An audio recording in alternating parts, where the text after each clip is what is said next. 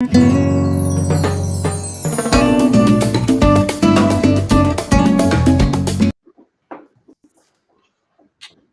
this is Joe Peters with MomFit with Joe Peters. Welcome to the Spanglish World Network and the Hair Network on Single TV channels 250 and 251.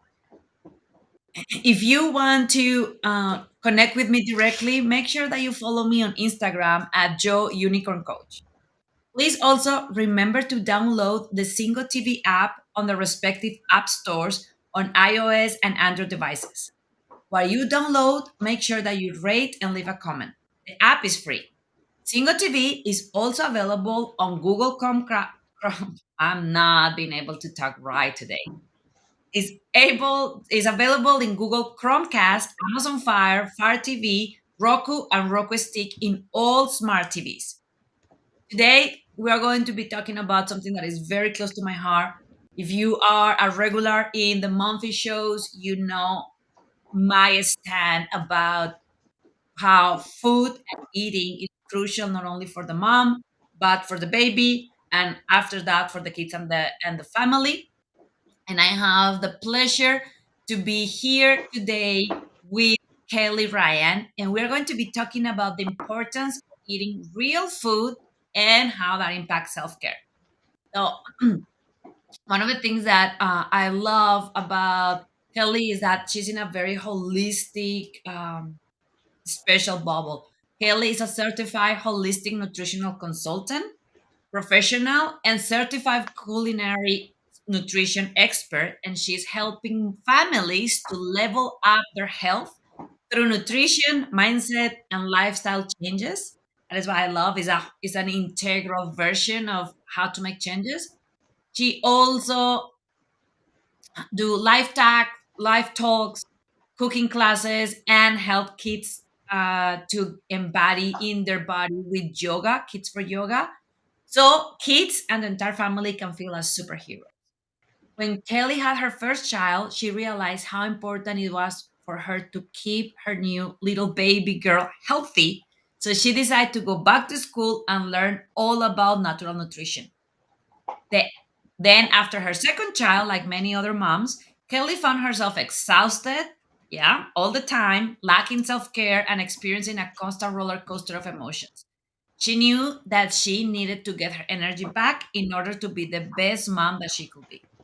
It was this experience that ignited her interest in helping families and corporations to up-level their health and ditch exhaustion. Now, as a nerd mom, with much more energy and an improved state of well being, Kelly is passionate about helping other moms and families to do the same and level up their health via cooking classes and live talks. Kelly is also a certified even pagan virtual coach and holds a bachelor degree in business administration. And one of the things, and Kelly is a regular contributor of the N Low Advisor magazine and a speaker and health coach that is inspiring her busy parent audience to get energy to love life. So Kelly, welcome. Thank you for being here. My brain is not working today. But let's gonna start with you sharing your experience, right? Your experience as a mom. How was as a first mom with your baby girl, and then with the second pregnancy, how things change and how that ignite you to start working on yourself and then in others. But before of that, I think that I would love to start with a phrase. I always ask my guests to share a phrase, and I actually love yours. Your phrase was, most people think that kids are picky eaters, but a small percentage of the population is actually picky. For the rest, they actually just need to love trying new foods. So, welcome, Kelly. Love your phrase. And let's going to talk a little bit more about you, your journey, your adventure, and your story. Yeah. So thank you so much for having me here. And I get the whole words not working on a Friday morning thing. But yeah, my story is, it's not unique. There's so many moms out there who go through very similar things. Um, when I had my little girl, Well, when I was pregnant on her, I was walking a lot. I was eating really well, taking good care of myself, and she was born. And um, I mean, the pregnancy itself was great. Like, I had a fantastic pregnancy. She decided that she was cozy and didn't want to join the world right away. So I ended up with a emergency C-section on her. Um, but then, after I healed up and everything, we went back to, eating properly and whatnot. Um, but it was when she was born that I was really like, I've got this nice new little baby who's just starting out fresh in this world. Like, I want to start her on the right path health wise. And that's when I decided to go back to school and learn about natural nutrition, which I absolutely love because it is that holistic approach, So not only was I learning how to take care of her, but I was learning how to take better care of me too. Um, from, not just food, but activity, mental health, like the holistic approach, right? We're one person, and different parts of what we put into our body, how we sleep, all that, it affects everything else. So it's really fascinating. Um, but then with my little guy, after I had him, I ended up having like, again, the pregnancy was fantastic. But then after I had him, I started getting epidural headaches. Um, and the only thing that I could find that would help it was if I would lie down with my feet raised and drink a ton of coffee. So that's the only thing. Now, they didn't last really long. It was probably a couple of weeks. It seemed like forever. Um, but it was like after that, within a new baby and a 3-year-old, I stopped taking care of myself, you know? And a few different things happened. You know, uh, I injured my back during that time, right? Because, I mean, babies put us through the ringer, you know? Babies really, they affect our bodies so much, and we really, moms generally don't take the time to heal properly, and refuel our bodies because the thing is when you're pregnant, I mean, you're giving all your nutrition is going to the baby, you know, and then, I mean, you lose your ab muscles, you lose all the supportive muscles. Um, and I can remember I really got depleted, to a point where my it was affecting my energy, my mood, and my stress levels. And there was one day, this was not a shining moment for me, where I remember I was cooking supper because at the time too, my husband was working really weird hours, so that was another stressor. Um, I was cooking supper, and the two kids, they were still quite young, and they were just fighting about something stupid that kids fight about. Like, I don't even remember what it was, but I got so overwhelmed, that I yelled at them. And maybe most people might think like, yeah, so what's the big deal? You yelled at them. But I don't yell. I'm not a yeller. I discuss things, that's just my personality. And they started crying and I felt so bad. I remember they had this little red Lego chair. Um, and I just sat down, like, supper was there cooking. I just sat down and I just started bawling my eyes out, right? And thinking, this is not what I expected mommyhood to be. I expected more fun, more enjoyment. So that was pretty rock bottom for me, in my life, my journey. And it was at that point that I was like, okay, Kelly, like, you've gone to school for this. You know what to do. Take your own advice and do it. you know? So I had to start putting my own mask on, as they say, and making sure I was taking care of myself because I knew I was not being the best me for them. It wasn't fun. It wasn't enjoyable, you know? And so I needed to do the work to boost me up so that I could be there for them and be the mom I wanted to be, you know? Um and so now, I mean, like we're talking quite a number of years later, my kids are now 7 and 10. And it's fun. We're having fun. It's enjoyable. We I have the energy to be silly and, I'm getting me back. I was at a point where I remember saying like if I had to describe how I feel in a color, it would be gray, you know? And now it's like Technicolor rainbow. I love that. Thank you so much. I think that you put so many golden nuggets in what you just said. And just gonna start unpacking some of that. The first one that I love is because this is something that I also get a lot when I'm working with moms, especially moms that are pregnant.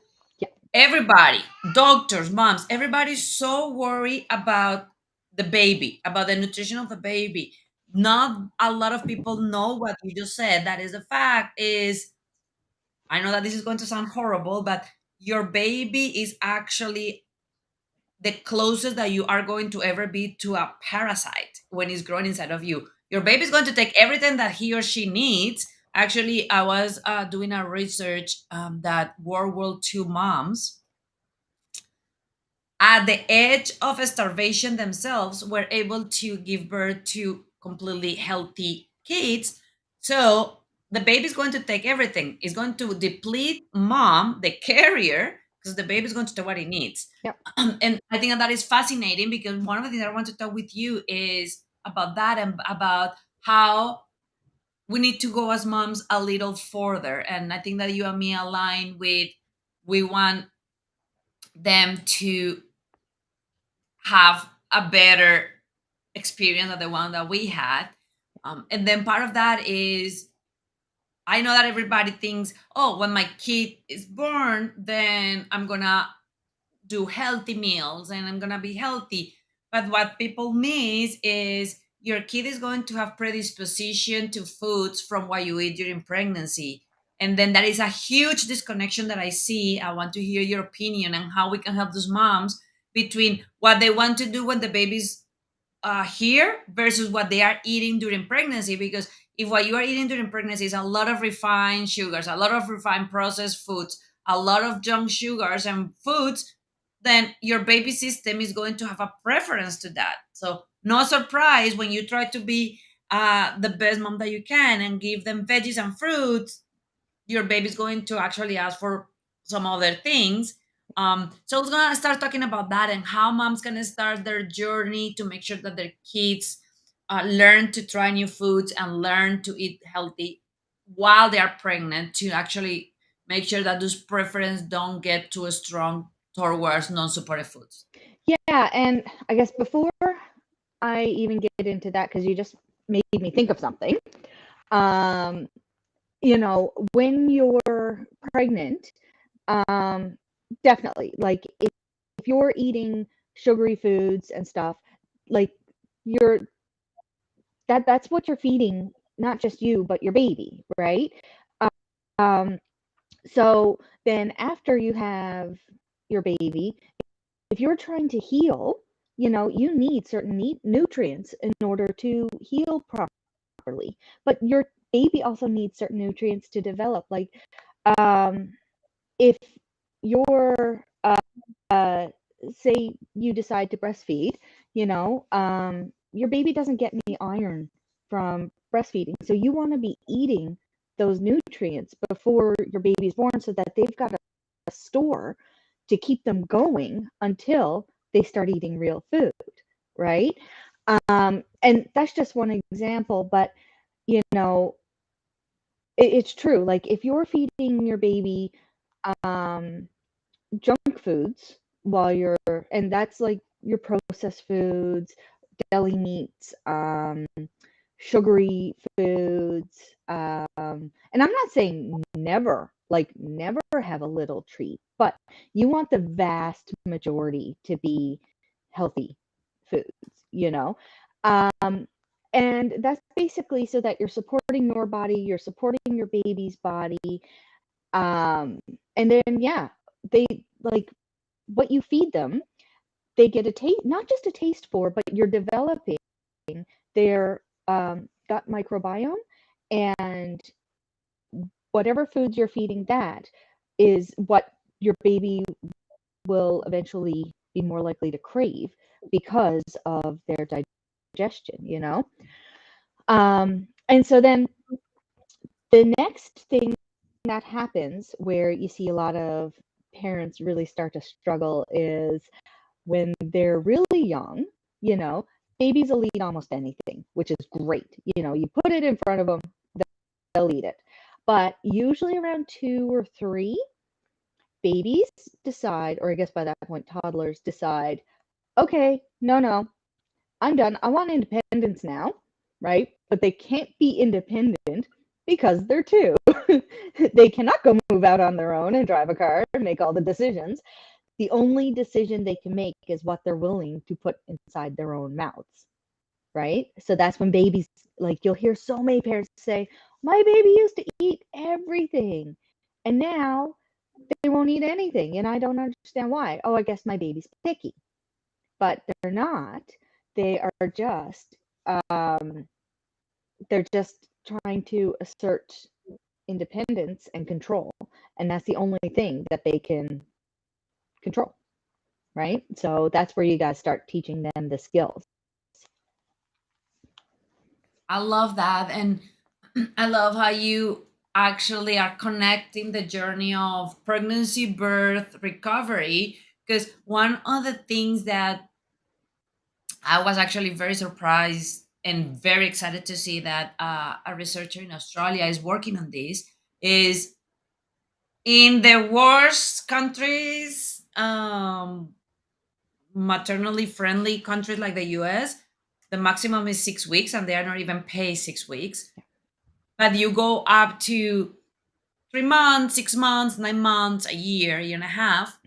And one of those researchers in Australia is showing that the mom's body can take up to 8 years to recover from the depletion that caused having building a baby, giving birth to a baby, take care of a newborn.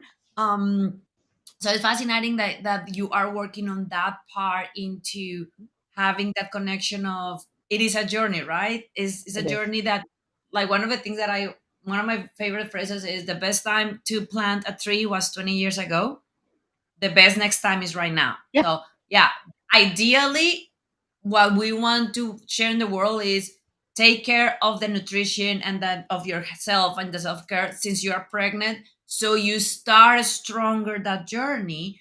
But that should not be excuse for you to say, oh, I didn't start when I was pregnant, so what is the point now that my baby is 2 months old? Or I didn't start then, or when I was a newborn, what is the point now? Is every day that you stop or that you don't start is a day that you lose for your own well-being and your kids' well-being, right? So yeah. let's go talk a little bit about this one, talking about toddlers and babies, into how we can start making cooking fun. Yeah. So, and just to go back a bit to what you said before, like I love that about how it can take a long time, you know, and so you have to give yourself a bit of a break, right? Because a lot of people, like you said, they're like, oh, what's the point, you know, or oh, I'll start on Monday. Well, Monday comes, but Monday never comes. You know what I mean? Um, and so it's just starting to make those little steps is what's really, really important. Um, because even things like if you're not sleeping properly, which new moms don't, because you can't, well, getting lack of sleep stresses your body. And when your body is stressed, you're not digesting all of the foods that you need, right? So you need to start doing those little things and supporting your body as best as you can during the season that you're in, right? Right. One thing that we love doing here with me and my kids is we love trying to level up foods. So, you know, they get snacks and treats, but a lot of the snacks and treats that we try and make um are ones that we've leveled up. So instead of using refined sugar, maybe I'm using bananas, or maybe I'm using raw honey or maple syrup, which is, yeah, there's still sugar, and sugar, and your body treats sugar the same, but at least if it has, like, say, dates have fiber in them, bananas have fiber in them. Um, Raw honey has, and maple syrup have some antioxidants in them, right? So at least there is some health benefit there. And when you get your kids used to eating the lower sugar um and the more whole version of things, then their bodies are happy to eat it. Like, my kids don't get flavored yogurt, right? We use plain yogurt that we flavor ourselves by putting blueberries in it, and pumpkin seeds for some crunch or whatever, right? But yeah, I mean, you can make cooking fun. Like, one thing that we make is we'll make what we started calling piggly parfaits, and it's all it is plain high fat yogurt. The high fat's good for their little brains. And then they can add whatever granola, fruit, nuts, seeds, whatever they want. They can, and they'll decorate it, and it looks like a little animal, you know.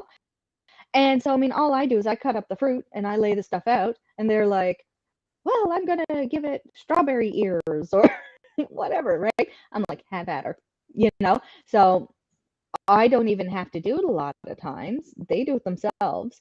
Um, but getting their buy-in really makes a huge difference. So what we'll do a lot of times is, like, I'll say, okay, guys, pick out the vegetables for the week, right? You know the deal. Has to be, we need at least one green, one orange every day because they work really well together. You need vitamin C in order to digest or process iron, right? So green and orange work really well together. Um, and other than that, it's, know, help me with some meals. The thing is they have to be real food and healthy, right? And when they're like, hey, let's have broccoli this week, then you get their buy-in because, like, I don't care if it's broccoli or asparagus or whatever green food, but if they're picking it out, they'll eat it, So that's one thing you can do. Another thing we do, like I said, like, sometimes we'll make fun little characters out of stuff, or we'll have a conversation saying, like, I wonder what this, like, new recipe, I wonder what it's going to taste like. What do you guys think? Are we going to like it? Are we not? And, I mean, I went to cooking school, and even I sometimes have total bombs, right? And when that happens, breakfast for supper is a great backup. Okay. I love that. And the main thing that I love about that is giving the awareness and the insight of paying attention how we are presenting eating to our children. And normally, and it's probably how we learn it. Like, I remember when I learned it, it was like, this is a serious time. You sit down at the table, is serious business. And none of us like serious things, not even much less a kid. So I love how you're saying, okay, ways to buy in, make it playful, make it fun. If you make it as fun as creating your animal, picking the groceries, then you're going to have their involvement. And one of the things that I will love to encourage parents is it's never too early to start Or too late. or too late. Let's gonna talk about that because I will tell you one of the things that I did. My best friends from high school, their baby shower gift for me was a kitchen tower. And my baby was in that kitchen tower since he was 9 months old. And it was part of being part of the kitchen and being part of what he wanted and giving him that freedom of, because the other thing that is important, especially, I love what you were saying, if you offer the real foods, the whole foods, and they get preference for that, then you don't need to worry a lot about what they are eating, if they are having all their nutrients, because their body's going to tell them, like, I will tell you, my baby's now almost 2, and he will go to the refrigerator and ask for the raspberries, or Yeah. ask for the strawberries, or ask for hummus, or ask for eggs, depending on what he's hungry for. So I love that of, don't be afraid that, oh, but it's going to do a mess. The reality is, yeah, there is a chance that the baby's going to spill the milk, or break the egg in the wrong way. And the benefit of that risk is so huge, both in their mindset and in their life in the future. So let's go talk about that. Like, it's not too early, it's never too early, and it's also never too late to start doing that process of involving them and having fun with them in the kitchen and cooking. Oh, 100%. Know, like me and my kids, we cook together all the time, and there's certain things that, yeah, are probably more suited for my 7-year-old. There's certain things that maybe are a bit more suited for my 10-year-old, like, yeah, my 10-year-old might whisk the eggs while my 7-year-old is mashing the bananas, you know? And it's just, it's not just teaching them skills and getting buy-in, but it's also helping them to develop certain muscles, coordination.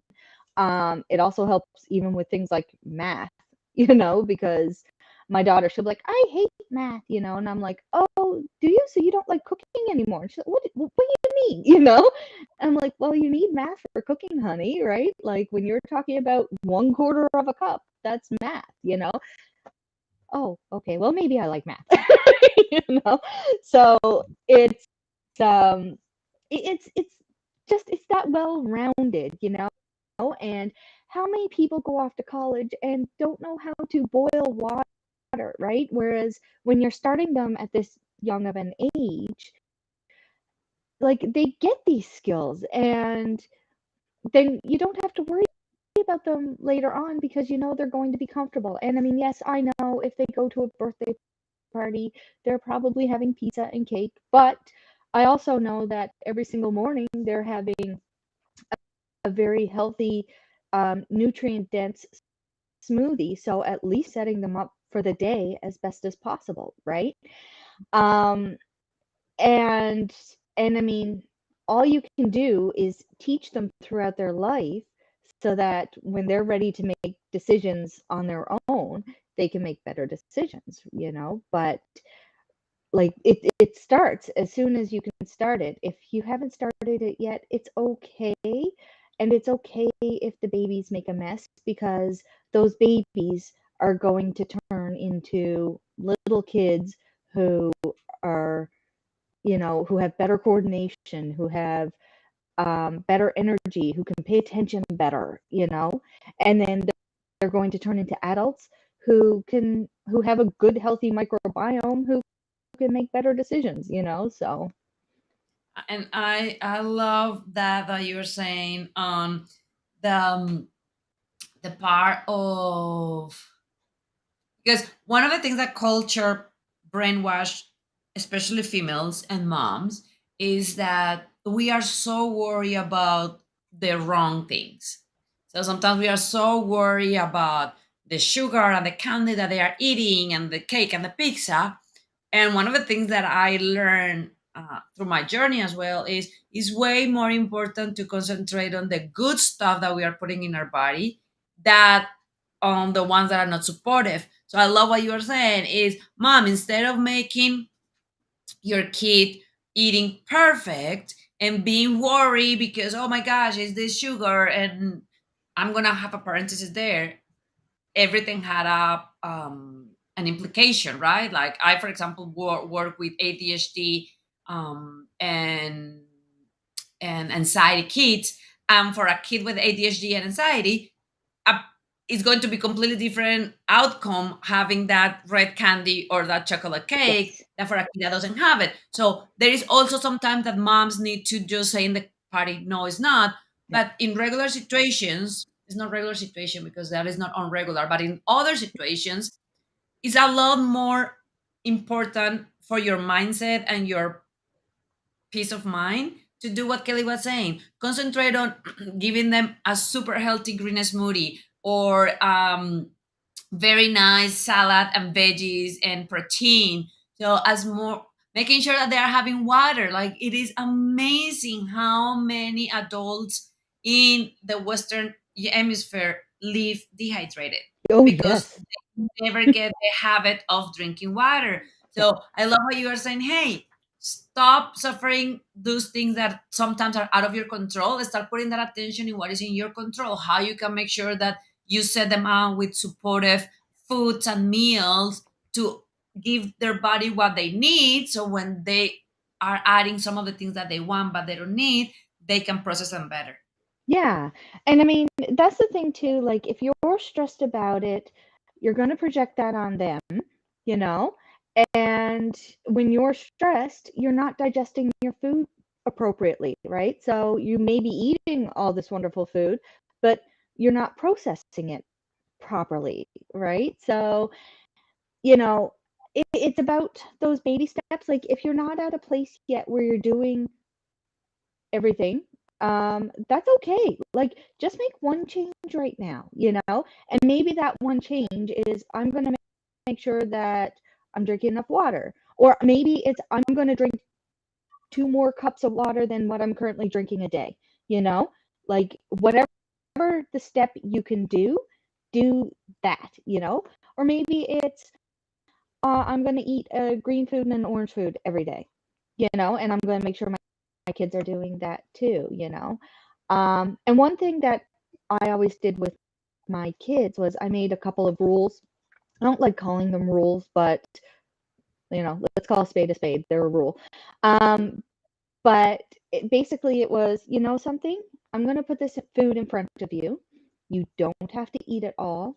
You don't have to like it, but you do have to try everything, you know? And when you're full, you're full, you're done. That's okay. You know, you can stop, right? But the beauty of that is that takes the pressure off the kids, you know? Because, I mean, if a kid's like, oh God, I got to eat all of this cucumber and I hate cucumber. Like my daughter, she still doesn't like cucumber, right? But she will always try it and then gives the rest to her brother, you know? Um, but now, I mean, my kids are at a point too where they like spinach, they like edamame, they like eggs, peppers, you know, broccoli, like they like just about everything. So if there's one thing that they don't like, I'm like, okay, just taste it, and that's fine. Like I can appreciate that you don't like something. I don't like watermelon. And I love that because there is something that I see a lot with moms, right? It's like my baby tried once or twice Oh, it spinach and takes like I don't 10 like it. times. And then the mom is like, oh no, my baby's picky eater or doesn't Mhm. like a spinach. And there are late research that are showing that your taste buds will take up to 12 times for literally make a good assessment of what they like or what they don't. So, and then the other thing that I find fascinating, especially with kids, is they go into waves of Yeah. they like it and then they stop liking it and they like it again. I've been seeing it with the kids that I work with and with my child is for weeks they stop liking eggs or spinach, and then one of the things for us mom is our job is not making them like things. Our job is keep offering. Yeah. So hey, I offer my kid everyday eggs. He can pass weeks without having eggs. And then if I at that point say, oh no, he doesn't like eggs and stop offering, then I will miss that window where he start liking them again and having them. So I love what you are saying of, hey, you know what? You don't have to love it. I'm gonna keep offering it and you can try it and decide if not. And thank you for trying. I remember one of my first guests here was an expert in BLW, baby lead winning, and she was talking how she offered her son for 7 years avocados, and her son didn't like avocados for 7 years. And at the 7 year mark, he was doing the guacamole with her and all that. And after 7 years, he found a way to do the guacamole that he really liked. And then she was so proud about it Yeah, on talking about it. So I think that the big takeaway there is the first one is giving, don't forcing doesn't mean don't giving up. So your right. job is not making them like the food. Your job is keep consistency and offering and saying try it and let's gonna figure out. And then the second one is the part of that I love what you were saying as they were growing up is being also careful into as more forceful we are into making them eat some of those foods, as more we are going to have the band-aid effect. So yeah, we can force them to do it and eat what we want when they are in our house. They're not going to live with us for the rest of their life. So as soon as they are in high school, as soon as they're in college, what is going to happen is that band, elastic band that we are stretching too thin, is going to snap, and then they could go to the completely other way into having all these junk and non-superfood because now they are not at mom. So that is not something that we really want to reinforce. We want to actually reinforce that food freedom of there is not a label between good or bad. One of the things that I find fascinating is the concept of how we were raised into you have to eat this healthy food first and then you can have the dessert. So in the brain, what that is saying is this is the bad thing that you have to suffer in order to have that good thing that you like. So change the narrative and start saying, hey, you know what? Everything is in the plate at the same time. There is not reward for doing this. There is not a condition. And what I've been seeing with the kids, and I want to hear your experience too, is as less you put those labels on those hierarchies, as less interested kids are in one specific thing, as more they start seeing them all as options and more open are to have some of those options. Yeah, 100%.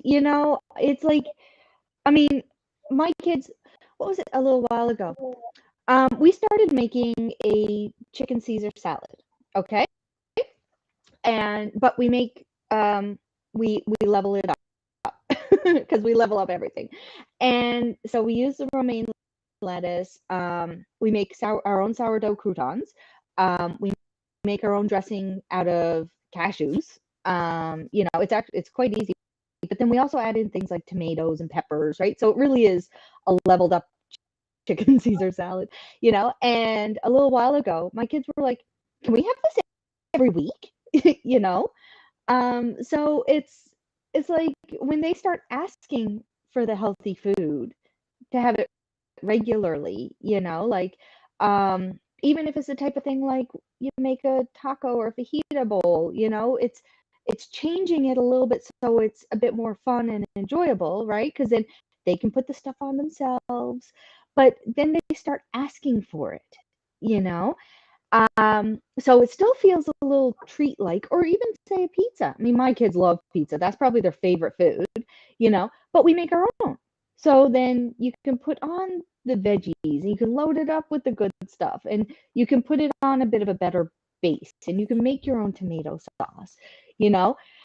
And so it's those little tweaks that then they're still having fun and enjoying it and they learn how to, okay, well, I want this treat, but you know, the bad, like not bad because I don't like labeling things, but the store-bought pizza that doesn't make me feel very good, but my homemade pizza that makes me feel good.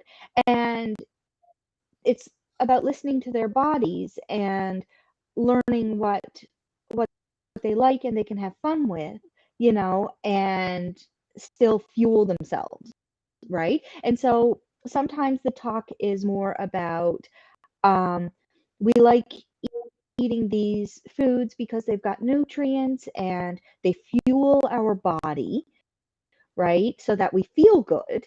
And it helps us think in school, right? But it's not about labeling a food good or bad.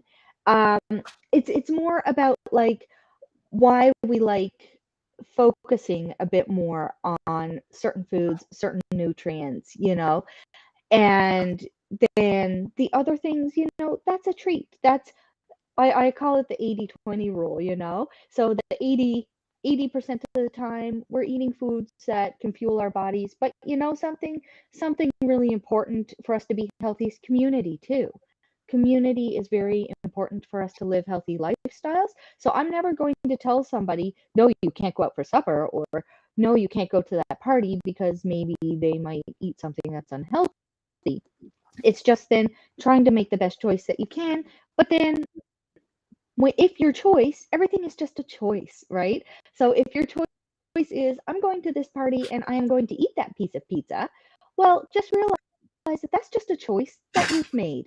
And that's okay because you got to spend some time with your friends and have some fun. Absolutely. And one of the things that I love when you're saying is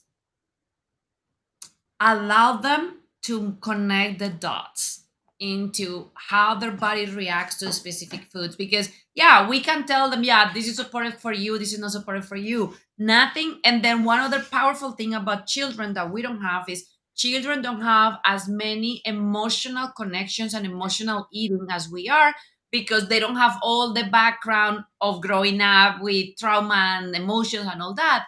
So for them, it's almost magical. As soon as they are able to tune into their body and connect the dots, this food make me feel like this. Then they just don't want it. Yeah, So it's I love your example of the pizza. It's like, okay, that is something that I one of my programs is never about the food, and it's never about the food. Pizza is not bad or not junk or not unhealthy.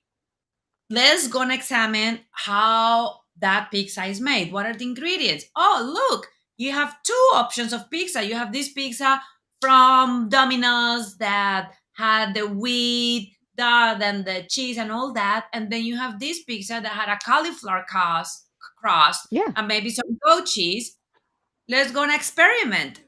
Let's gonna eat this pizza. How that feels in your body. Oh, you feel tired after you had it. Oh, now you have big emotions that are getting a little cranky. Huh, interesting. How yep, you feel when you eat this one? Oh, you don't have that. Interesting. And then help them and guide them to start connecting their body reaction. I will actually never forget once a girl, 5-year-old girl, in a birthday party. The birthday boy mom put cake, and the girl said that she didn't want cake. So the mom assumed that was the girl's mom that didn't allow her to have cake. So the mom was like, "It's okay, honey. This is my house, my rules. You can have cake here." Right? She was feeling so bad because the girl was not allowed to have cake. And the girl looked at her like, no, yeah, I don't want cake because cake make my tummy hurt. And I want to keep jumping in the bounce house. And if I eat the cake, I will have a stomach ache. So how we can help them to make those connections and find what works for their body and start learning as at early age the consequences of, yeah, you can eat this food and then your body will have this consequence, and it's okay if you choose it knowing that your body is going to feel in a specific way. um Kelly, I love everything that you are saying as we are starting getting close to closing the program. For all these mom to be's, new moms, and moms that are facing a completely different experience with their second child or the third child, what is one thing that you want to leave them with from your journey, from your experience in this beautiful thing of the importance of eating real foods, and how they can connect with you if they love what you said, if they are matching with what you're saying, how they can connect more for you. And I know that you have a special gift for them too, so let's gonna talk a little bit about that. yeah. So really, the one thing that I want to say is, give yourself a break. Being being a mom is not an easy job, you know. So just start taking little baby steps. Make one change, whatever the easiest change it is to do that. You know, I mean, Rome wasn't built in a day, and neither were we. So, you know, if all you can do is drink one extra cup of water a day, then that's what you do, you know. But build it into your lifestyle, and once that's a habit, then choose your next habit, you know. And my gift for your viewers is I've got a fun and healthy cookbook, a little cookbooklet, with recipes that have been vetted on my own children. And you can get that just on my website at www.nerdmomnutrition.com. And on my blog too, you'll see a bunch of different recipes and stuff like that, and more information, you know, that can help you along your way. So for all of you, you can find and connect with Kelly at Nerd momnutrition.com. She's a nerd mom that loves nutrition, so it will be very easy for you to remember. Nerdmomnutrition.com. Kelly, thank you so much for being here. This episode was very close to my heart because I think I'm in a mission to change the world with the next generation, with our children. And I really believe that nutrition and helping them to have a healthy relationship with food is the foundational part of all the other things that need to happen in our world so we can have somebody here. All the mamas that are listening, please know that you can have that booklet with some of those recipes, and let me double check with you, but I think that I know the answer. Those are recipes that are aligned with everything that we talk here, that are going to be fun to do, easy to do, and help you to have everything that we discuss as a family. Is that right? 100%. Yeah, that's exactly right. Okay. So, for all the moms that are watching us, please go ahead and find a little bit more about Nerd Mom Nutrition. Follow Kelly. And also, if you are not following me yet, please go also to Instagram and find me under Joe Unicorn Coach so we can be connected. If you have questions, if you have doubts as you start implementing this, we are here to support you. We are here to help you.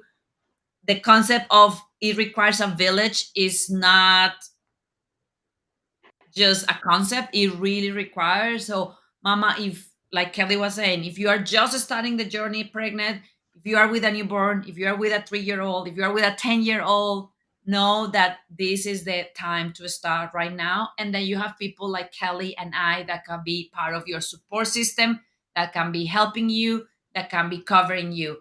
Kelly, if you could leave, if you were leaving the world today and there was one thing that you would like everybody to know, what would be that one thing? Moms really need to put on their own mask first, so that they can be the best versions of themselves, so they can take care of everybody else. Everybody, like, moms tend to think that we're being selfish by practicing self-care, but really it's selfish to not practice self-care. I love that. That is a beautiful way to close the show. It is actually selfish to not practice self care. Thank you so much, Kelly. This show can also be heard on the Spanglish Radio Network. Please check www.spanglishworld.ca for all news and programming. Spanglish World. Watch it, hear it, read it, download it, and live it.